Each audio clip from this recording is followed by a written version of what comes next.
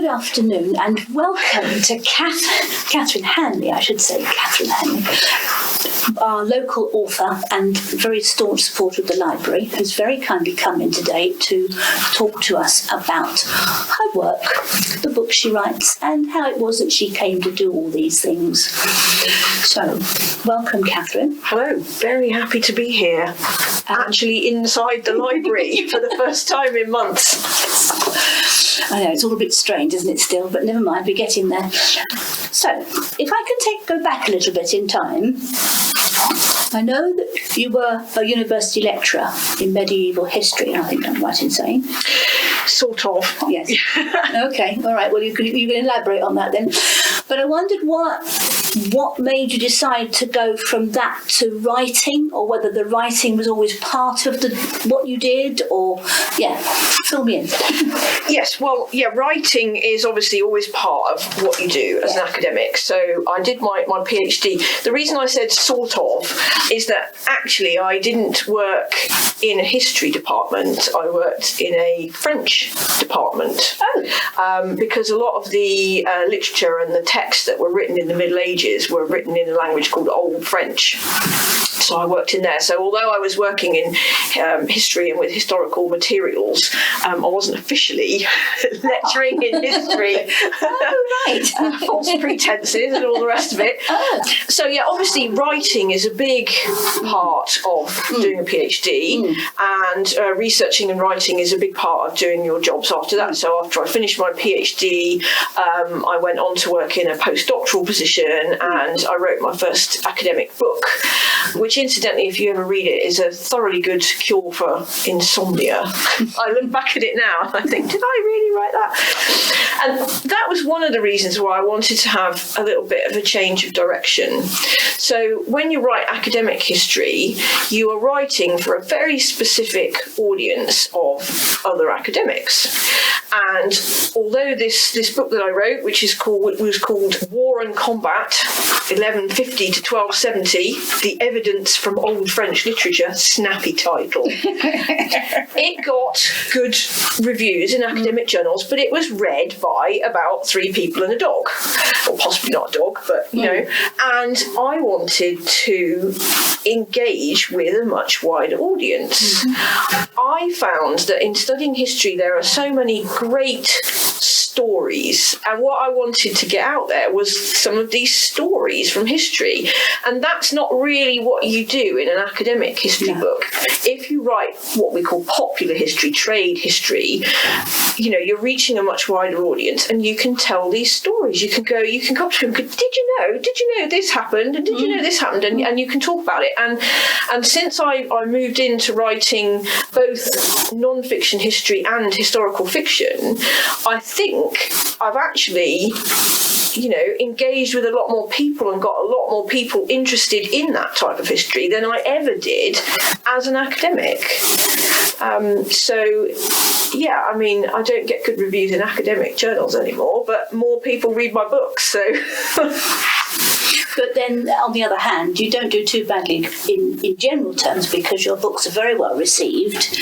I mean, recently you've been asked to do Hay, and yes, I did the Hay Festival last year, which was possibly the most terrifying experience of my life. I turned up at Hay expecting to be speaking to a very niche little audience in a side room somewhere, and then they showed me onto the main stage, and there were 900 people in the room. And I was incredibly glad that I hadn't known that before I started, because otherwise, frankly, I would have run away. One of the reasons I like being a writer is that I can sit in a little room by myself, not have to stand up, in front of hundreds of people. But I think we all survived the experience. So yes, it's wonderful. It is wonderful to see people who...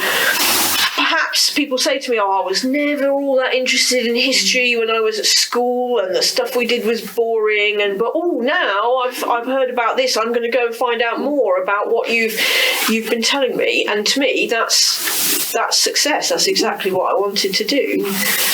Yes, you specialise in medieval. That's right, history. yeah.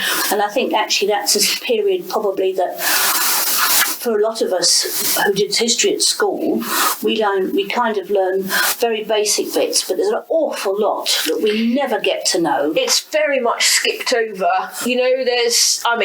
Clearly it's very, very difficult. People who write school curriculum, they've got to try and cram a lot in, but there is a tendency to kind of jump straight from the Normans and Saxons straight to the Tudors. And to me, the bit in the middle of that is the most interesting of all.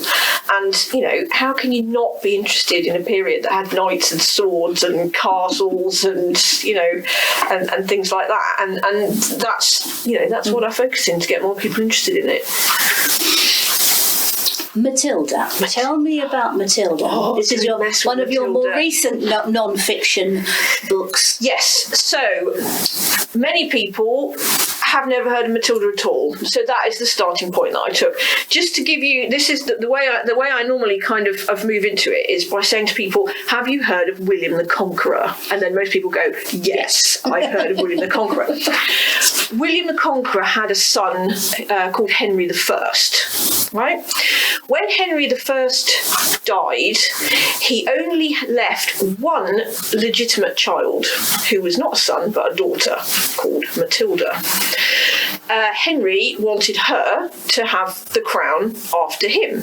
She partly because she was his daughter, and partly because she was an extremely capable person. And during his lifetime, the barons of England said, okay, yeah, fair enough. And they all swore allegiance to her. They swore that they would support her claim to the throne, etc.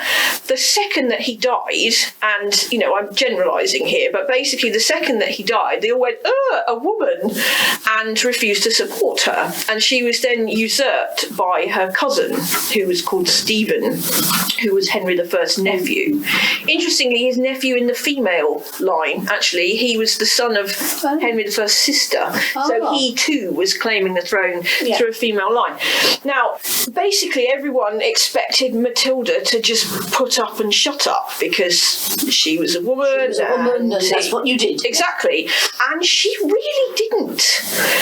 She started a war that lasted 20 years to get her rights and her right to the throne, and it all went, I don't give away too much here, just in case you want to read the book, but it all went backwards and forwards and backwards and forwards. She came within a whisker of becoming not really what you would call the Queen of England, because Queen didn't have the same meaning. Queen means the wife of the king back then. So effectively, she wasn't trying to be the Queen of England. She was trying to be a female King of England, which is what kind of freaked everybody out. And she came within a whisker doing it, but she never quite did. But the upshot of this war was that the agreement was that King Stephen would remain king for the rest of his life, but that when he died, he would be succeeded not by his own son, but by Matilda's son.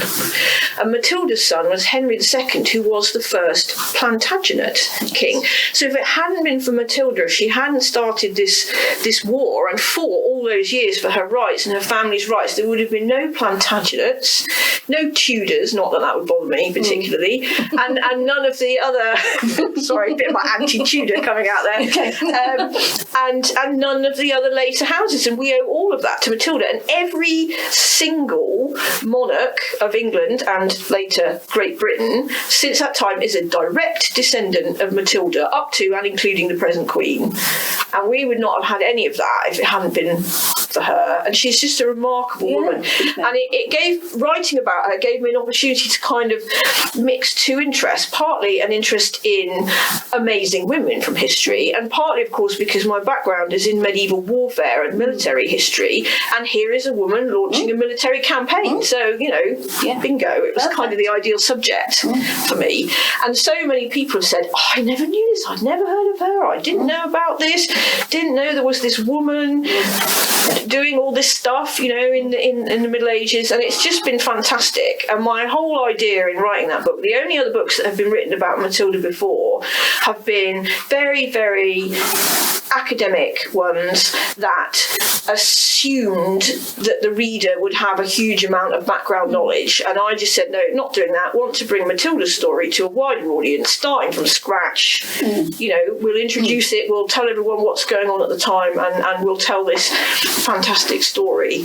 And thankfully quite a lot of people have read it and they know about Matilda. Yeah. It's fantastic. Well, until you wrote the book about Matilda, I'd never heard of Matilda. I have to say, I'd never heard of it. So somebody came up to, I think it was a few months ago, and came up to me and said, there was a question on University Challenge last night about Matilda, and I knew the answer because I had read your book, and I was shouting at the television. I said, well, there you go. We always watch University Challenge, and if we can get even 5 questions right in the whole programme, we feel we're doing pretty well.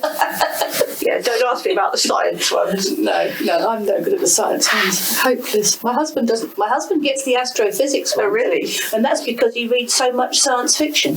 Ah, well, that's interesting. Like proper science fiction. Yeah, but that's how not fantasy science reading. fiction. A lot of these fictional genres are kind of derided almost, but actually it works in everything. It works in history and it works in science fiction. People say they read a historical novel and then they go, I'm going to have to go and Google that now and find out if it really happened. And bingo, they're studying history. And similarly, with your science fiction, do space engines really work like that? Yes, he can always tell me the distance from one planet to the other and all this sort of thing. And most of that he does have an interest, but most of that he has picked up from a lot of the science fiction that he's read over the years. Reading fiction is a gateway drug. It's just a good one. It just happens to be a legal one. Yeah. Okay, so what was the transition then from what you were saying earlier? You wanted to get the stories of medieval history out to a much wider public. Yes. So presumably that was the motivation to start writing your series of fictional characters. Yes. Now, when you're writing about non-fiction history, it's great. I love looking at all the sources, but sometimes it's very, very frustrating because the sources just aren't there. There are gaps. You can't find out about things. And to take an example sort of from the background to my novels, so we're talking about King John and Magna Carta here, which is another bit of medieval history that people have sort of kind of heard of. When the barons of England decided to overthrow King John and invited the son of the King of France to come and be King of England, which is a fascinating story. Now, a lot of the barons of England changed sides several times during this war. Now, one of them in particular, his name was William de Warenne, and he was based at a place called Conisbrough Castle. Now, at the time I came up with the idea of writing the series, I was living in Sheffield and I was going to Conisbrough quite a lot. Fantastic castle. Do go there if you get the chance. And what we know, because it is documented, is that in 1215 he was on John's side, in 1216 he was on Louis's side, and in 1217 he defected back. John by that time had died, and the Royalist Party was in the name of John's son, Henry III. And so he went from one to the other and then back again. And we know that happened because it's documented. His name is on Magna Carta, and you can't really argue with that. We have no idea why. I mean, other than some vague speculation about, it must have been self-interest or whatever. Now, if you're writing a non-fiction history book, there's not a lot you can do with that. All you can do is say, he was on this side, we don't know why. So, if you want to write fiction, you can put a fictional character into the middle of that backdrop and you can make it up. I mean, you make it up plausibly, obviously, from what you know. Yes. But you can come up with your own ideas about why that happened. And partly that's what I wanted to do. And partly I approached it slightly in a different way because I've always felt that too much of historical fiction in generally tends to focus on, the rich people, the powerful people, what we might call the 1% now, the kings and the queens and things like that. And I wanted to look at it from the perspective of a normal person. So I took this backdrop of this big war and the kings and the French prince invading and the earls, and I dropped a very, very normal, quite young, quite scared person right into into the middle of it, and I explored that from his point of view. And it's a very different way of looking at history. You might, it's quite easy to read a line about, he handed his cloak to the squire, or she had her maid do her hair or something. And what's it like to be that squire or that maid? What's it like to be standing there waiting to hold the cloaks? And I mean, this is true through all of history. If I ever go and visit a stately home, you'll find me in the kitchen. Yeah. Not in the posh rooms, because I want to know about how the ordinary people lived. And in medieval England, while these wars were going on, a lot of the normal people didn't really care who was the king, as long as there was going to be peace and people weren't going to be riding through their towns, burning them, or riding over their crops, or stealing their food, or things like that. So the novels were a kind of culmination of all of this. It's putting a fictional character in a historical backdrop so we can kind of make it up. It's looking at the world through their point of view, and it's hopefully telling a good story, because in a civil war like that, the chances of people being able to get away with murder, literally, were quite big, but people still wanted to have law and order. So my character is at once trying to solve these cases. That's quite a modern way to put it, but it's trying to solve these cases, but he's also just trying to survive, because his lord doesn't really care about him as a person. He's just got to do what he's told, and he's young and he's scared, and I just thought that was a really good way to explore it. And interestingly, readers have said to me that different readers come to my books for different reasons. Some of them read it because they want to solve the mystery. They find it as a puzzle. Other people come to it because I never knew that there was this episode in English history, and now I'm going to find out more about it. And yet other people come to it just to say, well, actually, I'm not actually really bothered about the murder plot. I read it for the stories of the people. Yeah. These people and their lives. And how they cope with all the things they had to cope with, deprivation and the fickleness of life at the time. And the fact that life was so cheap.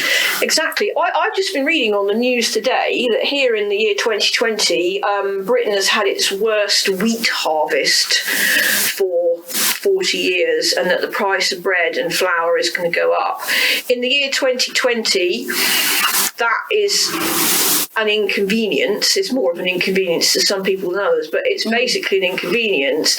In the early 13th century, that would have been disaster. That would have been mass starvation. It would have been death. It would have been people looking at their wheat harvest now and knowing that they were going to be starving by next June or next July, and that there was nothing they could do about it. And how people coped with things like that is a really interesting thing. And you can really only do that by writing fiction, because if you tried to put all that in a non-fiction history book, you would write the wheat harvest was very bad, many people starved, but that's not the same as trying to explore that experience, which you can only do really through fiction.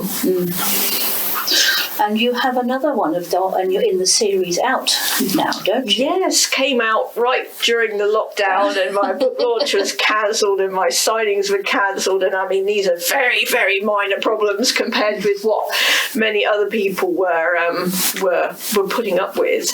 But no, it wasn't the best. And this one is called? It's called Cast the First Stone. Right. Now, all of the titles of the books in the series, as you might have noticed, are little quotes from the Bible. And when you explore further, the quote that's in the title gives you a clue as to the plot. In this case, it's kind of both literal and metaphorical. There are stonemasons in this who are building a castle of stone, But there's also the metaphorical thing of everybody is accusing everybody else of everything, but equally everybody has their own secret to hide. And it gets a bit nasty for my protagonist, Edwin, for a while. Well, the library will look forward to having a copy on the shelves in due course when that is possible. When donations are allowed, you shall have one. When that is impossible again, which I'm sure won't be hopefully too much longer. Yes. In the meantime, if you don't mind me advertising slightly, it is available in various ebook versions. And so I suppose just to finish off our interview, I suppose really I need to ask you what's next on the horizon. Oh my goodness, everything. What's your next project? I am currently embroiled in a number of things because, as well as writing non-fiction history and historical fiction, I also write under another name as well. So this is all. I'm currently in the middle of writing several books. But how do you keep track of it all in your head? Do you not find that you end up muddling the plots and end up with the wrong characters in the wrong book or something? I basically work on which is the closest and most panicky deadline. Okay. No, I'm currently working on another non-fiction history book for Yale University Press, who published my books about Matilda and Louis. This is a slightly wider scope. It's not a biography of a single individual. At the moment, it's called Two Dynasties. And it is a history told through the stories of people, because that's what I'm trying to do, of the relationship between the ruling houses of England and France for 200 years during the 12th and 13th centuries. So there's some fabulous characters in there. You know, there's Richard the Lionheart, and there's Eleanor of Aquitaine, and there's Saint Louis, and there's one of my other favourite kings of France who unfortunately has gone down to posterity as being called Louis the Fat. It's not the greatest step. Richard the Lionheart and Louis the Fat, who was actually one of France's greatest kings. So it's just all a bit unfortunate. It's all getting a bit confusing actually, because every single king of France between 1100 and 1300 was called either Louis or Philip. Yes, and it does get very confusing. At least in England they had the decency to mix it up a bit with the names, with Richard and John and Stephen and Henry and Edward. And so that is currently in progress. It's going to be quite a chunky tome when it's finished. Well, 200 years of history is quite a lot to cover, isn't it? But I'm also, it's called Dynasties and not Kings, because it is about the wider family. There are loads of fantastic women in this story as well, and they often get written out. And so it's not, the women who are in this story are not just there because they happen to be married to the king in question. They are, as well as Matilda herself, there was an absolutely fantastic queen of France called Blanche of Castile, who acted her son came to the throne when he was only 12. And she acted as his regent. And people tried to do it. Tried to get one over on it. Exactly. If I could give anybody travelling to the 13th century any advice, it would be never mess with Blanche of Castile. So yes, the women and men and children. So much of this is a history of children, and it's just, some of it is awful. Is children being murdered by wicked uncles and being put in prison for their whole lives for no crime other than having royal blood and things like this. So I'm bringing out these stories, but it's rather than a single individual, it covers the backwards and forwards for this whole 200 years, because at one point there was a Frenchman in England being proclaimed king, and at another point the land controlled by the English king actually got to within about 20 miles of Paris. Yes, right. So it goes backwards and forwards. I'm also starting on the next novel, number 7 in my Edwin Weaver series, which I can reveal exclusively, is called By the Edge of the Sword. And it, without giving too much away, the war is now over. And Edwin thinks that this is great because life is going to be peaceful and it's all going to be lovely. And he's completely wrong. Of course. So we're doing that. And then my alter ego, who writes different non-fiction history, is also contracted to write another book, but I haven't started that one yet. So, plenty to keep me busy. Just busy then. 3 kids at home during the lockdown. Hello, kids, if you're listening to this. Sure, you're dying to go back to school. I'm sure they probably all are, aren't they?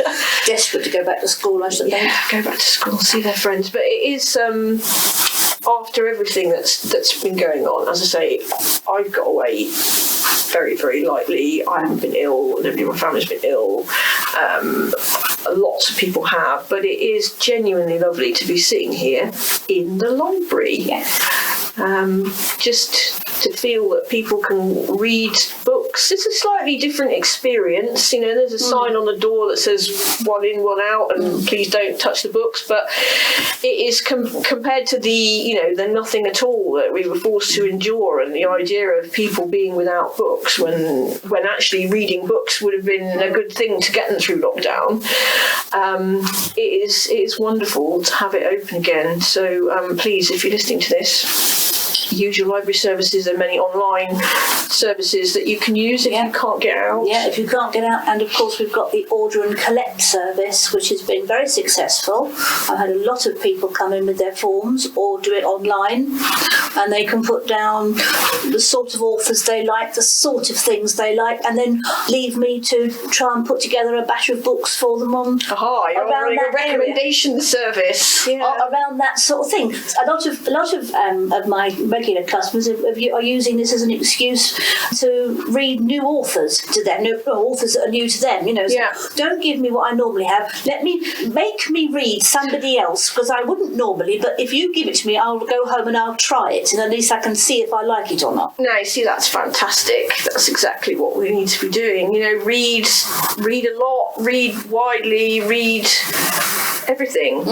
Just come in and pick something different. It's what I often, my youngest daughter, as you know, is often in here looking through the children's books, and she does kind of have a tendency to pick the same ones over and over again. But when she does ever get persuaded into picking up something new, she generally loves it. I would never have thought of reading that, and now I have. So everybody, read widely, read whatever Karen gives you to read. Yes, I'm trying to. But medieval murder mysteries are quite good. Your books are always very popular. I have actually got, I think I've got certainly 4 out of the current 5 on the shelf at the moment, but that's unusual. Normally I'm lucky if I'm usually down to 1 of them. They are, a bit obscure. It's not like medieval murder mysteries are exactly, J.K. Rowling or Catherine Cookson, but you got to write what you enjoy. Yeah. If I tried to write a modern police procedural, it would be rubbish.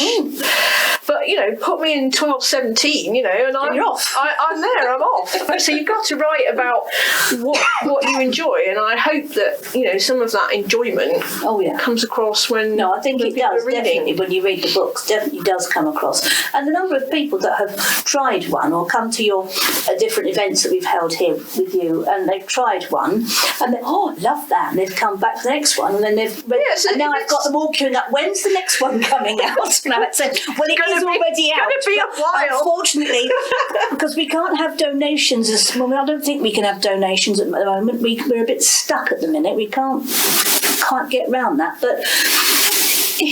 Well, when you're allowed, the first copy shall be winging its way to Wiveliscombe Library. I've got it ready. It's there at home. I think just another few more weeks. I know Taunton Library, who opened long before us, are already looking at ways that they could try and get round this whole browsing problem. And I had a customer in today with her children. They've been doing order and collect from Taunton, and she said that they were being allowed to browse. Some of the children could touch some of the books. Right. But obviously they have a huge area and a huge They have a bigger floor space, don't they, than in here? Whereas in here it's a little bit more difficult, but that doesn't mean to say we can't find a solution to it, even if we have a nominated cabinet, which is, right, you may choose and handle these books, and then it's just, it restricts the number that have to be wiped down with disinfectant and so on. Of course, that's just how things are now. If there's anybody listening to this that actually has never set foot inside Wiveliscombe Library, it is small but perfectly formed and has a wide selection of books in different genres, and not at the moment, but generally speaking, can order things in, and that will be back eventually. So do come in,